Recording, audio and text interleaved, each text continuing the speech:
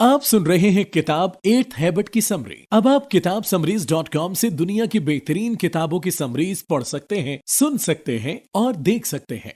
इंसान के अंदर की आवाज बहुत ही गिरा कदर होती है।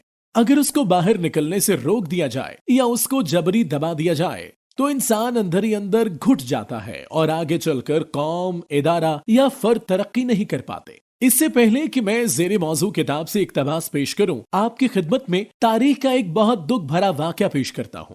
आप जानते होंगे कि दुनिया के अजीम साइंसदान आइंस्टाइन का ताल्लुक जर्मनी से था। 1933 में जब जर्मनी में हिटलर अपने मुखालिफिन से इंतकाम लेने के लिए इक्तदार में आया तो जर्मन कौम, जो कभी तामीर व तरक्की में इंसानियत की राहबर थी, कातिल बनकर रह गई। नाजी अपनी मुखालिफ आवाजों को दबाने के लिए दुनिया पर हमला आवर हो गए। फिर चश्मे फलक ने देखा, मशहूर साइंसदान आइंस्टाइन, जो इंसानियत का सबसे बड़ा मौसम था, उस पर जर्मनी की जमीन तंग हो गई। थ्योरी ऑफ रिलेटिविटी और दीगर साइंसी करिश्मे दिखाने वाले इस साइंसदान पर लोगों ने कूड़ा करकट फेंकना शुरू कर दिया और इसकी बेचारगी पर इंसानियत मातम कुना हो गई। बस क्या कहूं, इस अजीम हीरे को जर्मनी में इतना जलील ख्वार किया गया कि उसे अपना वतन छोड़कर अमेरिका में पनाह लेनी पड़ी। जब ये अजीम साइंसदान सफर की मुसीबतें झेलता, ठोकरें खाता अमेरिका पहुंचा तो अमेरिकी कौम ने इसको अपनी पलकों पे बिठाया और इस साइंसदान ने अमेरिका में साइंसी इनकलाब बर्पा कर दिया। आने वाली इंसानियत इसके एहसान के बोझ तले दब गई। उसकी इजादात की बदौलत अमेरिकी कौम तामीर और तरक्की के बुलंद मकाम पर जा पहुंची। उसके बरक्स अंदर की आवाज की नाकदरी करने वाली नाजी पार्टी जहन्नुम वासिल हो गई। और आज हम हिटलर का नाम निशाने इबरत के तौर पर लेते हैं, जबकि आइंस्टाइन को हम इंसानियत का हीरो मानते हैं। कुछ इसी तनाजुर में मिस्टर स्टीफन इस किताब में इंसान को 8वीं आदत अपनाने का दर्स देते हैं। अब आप इंतजार कर रहे होंगे कि ये 8वीं आदत क्या है, तो जनाब हम यही बताने को तो हैं, आसान अल्फाज में। इंसान के अंदर एक आवाज छुपी होती है जो इंसान से नाकाबिले यकीन कारनामे सरजद करवाती है, और जब इंसान उस आवाज को पा लेता है फिर वो गुलाम नहीं बल्कि लीडर बन जाता है। चनाचे आप भी सबसे पहले अपने अंदर की आवाज तलाश करें, बिल्कुल आइंस्टाइन की तरह। अपनी जात को टटोलें, परखें और पूछें कि आप क्या बेहतर कर सकते हैं, यानी वो शोबा जो आपके दिल की आवाज है और आप समझते हैं कि आप उसी की तकमील के लिए इस दुनिया में आए हैं। अपने अंदर की आवाज का सुराग पाकर फिर उसकी मदद से दूसरों के मुर्दा बदन में नई रूह फूंकें और उनकी जिंदगियां बदल दें। याद रखें, अपने अंदर की आवाज सुनकर दूसरों तक पहुंचाना एक सब्र आजमा अमल है, लेकिन जिनके इरादे पुख्ता हों वो नामुमकिन को मुमकिन बना ही देते हैं। सामीन कराम, हम में से अक्सर लोगों का सबसे बड़ा मसला ये होता है कि वो बजाय अपनी बेहतरीन सलाहियतों के इजहार से आला किरदार अदा करें, अपनी सलाहियतों से बहुत कम दर्जे पर काम करते हैं और सारी उम्र उनको ये तक मालूम नहीं होता कि वो किस शोबे में बेहतर परफॉर्म कर सकते हैं। यूं तो हम में से अक्सर लोगों को लाहक मसाइल का इल्म होता है, लेकिन हम में से ज्यादातर लोग उन मसाइल से औहदा बरा होने की कुव्वत और हौसला नहीं रखते, बल्कि लाताल्लुक रहने में ही आफियत समझते हैं और कुड़ते कुड़ते एक दिन इस दुनिया से कूच कर जाते हैं। अपने अंदर के इंसान को पहले मजबूत बनाएं और अपने 4 अज़ा से काम लें, यानी जिस्म जो मुशक्कत करना जानता हो, ज़हन जो आजाद और खुद मुख्तार हो, दिल जो जज्बात से भरपूर हो, रूह जो रूहानी ताकत रखती हो। याद रखिए, इन सलाहियतों का भरपूर इजहार उस वक्त होता है जब इंसान का जिस्म नज़्मो ज़ब्त का आदी हो, ज़हन ख्वाब देखने की अहलियत रखता हो, दिल जज्बात से भरपूर हो और रूह रोशनी से मुज़य्यन हो। देखा जाए तो ये मुनफरद इंसानी आवाज इन 4 सतूनों पर इस्तवार होती हैं जो कि हम आगे बताने वाले हैं। नंबर 1, टैलेंट, आपका कीमती असासा जो कुछ अच्छा करवाता है। नंबर 2, जज्बा, आपके अंदर उकाबी रूह फूंकता है। नंबर 3, विजन, जो आपको जिंदगी का हदफ देता है। नंबर 4, वो छोटा सा कंपास या आला है जो आपको बताता है कि गलत और ठीक में क्या फर्क है। यूं आपकी जिंदगी का सबसे बड़ा चैलेंज अपने अंदर एक छुपा हुआ लीडर तलाश करना है।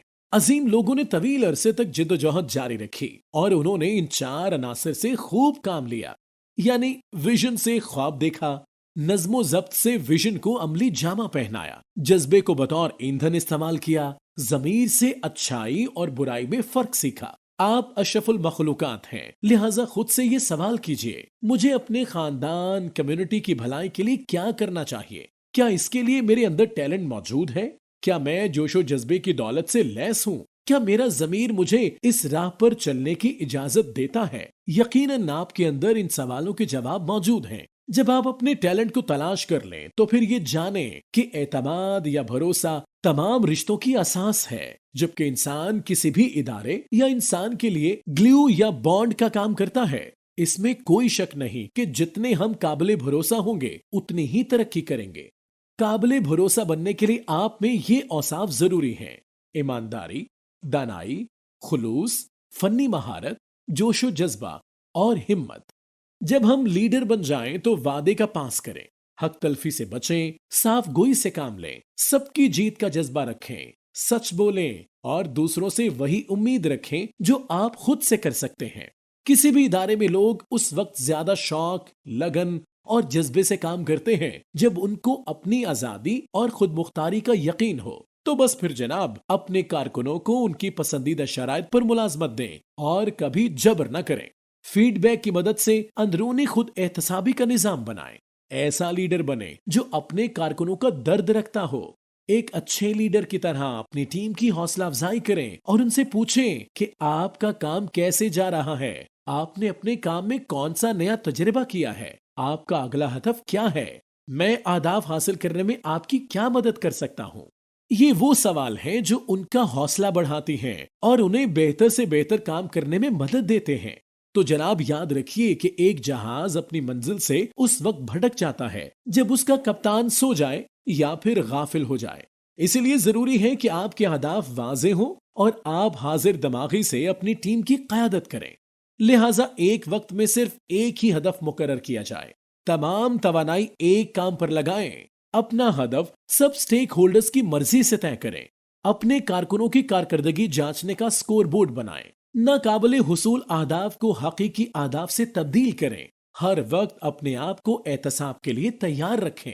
جب آپ اپنے ورکرز کی میٹنگ بلائیں تو میٹنگ میں اہم نکات پر جامع اور مختصر رپورٹ پیش کریں۔ اگر مسئلے کے حل کے لیے کوئی متبادل راستہ ہو تو وہ پیش کریں۔ تمام شرکائے میٹنگ کو بحث و مباحثہ کا موقع دیں۔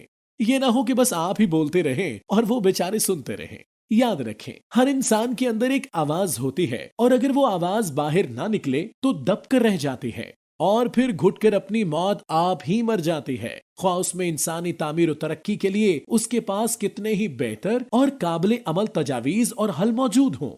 اس میں کوئی شک نہیں کہ جبری مشقت سے انسان اپنا پیٹ تو بھر سکتا ہے لیکن اپنی اندرونی صلاحیتوں کا اظہار نہیں کر سکتا، جس کا اظہار اسے عام انسان کے سطح سے اوپر اٹھا کر عظیم اور لافانی بنا دیتا ہے۔ پتہ نہیں آج تک کتنے ہی لوگ ایسے گزرے ہوں گے جو یوں تو بہت عظیم ہوں گے لیکن ان کی عظمت ہم سے اس لیے اوجھل رہ گئی کیونکہ وہ وقت کے شور میں کہیں دب کر مٹ گئی۔ مزید بہترین کتابوں کے سمریز پڑھنے، سننے اور دیکھنے کے لیے وزٹ کریں ہماری ویب سائٹ kitabsummaries.com۔